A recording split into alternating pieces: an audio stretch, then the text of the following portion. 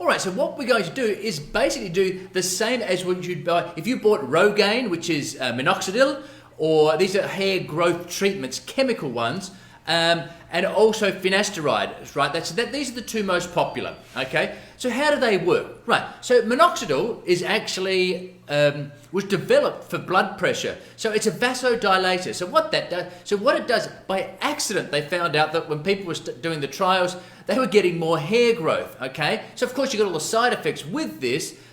So what it does is creates more blood flow to the area. So when you're using topically, vasodilates, more blood flow produces more oxygenated, nutrient-rich blood to help with the follicles. Right. However, that's not going to affect one of the other causes. So we can stimulate, which we will naturally, we'll stimulate blood flow to the area because we know that's what helps regrow, get better hair growth on your scalp.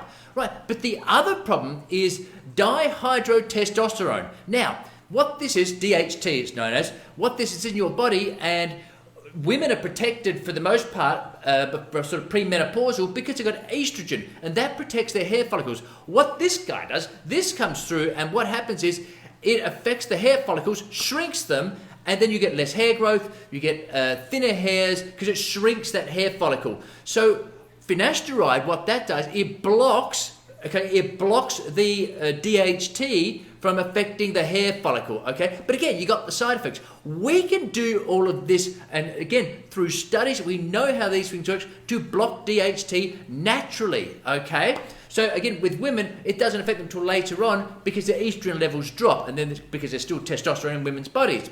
Right, so what we're going to do through natural products without having to use chemicals is both stimulate growth, because we know that's what works, by stimulating, by increasing blood flow to the area, okay? So we're feeding the roots with better oxygenated blood, better blood flow, which will increase the size of your follicles and the hair. So, okay, and also by decreasing naturally through our product the DHT, so that won't affect the hair follicle as well. Again, leading to better hair growth, healthier hair, thicker hair follicles, healthier hair follicles.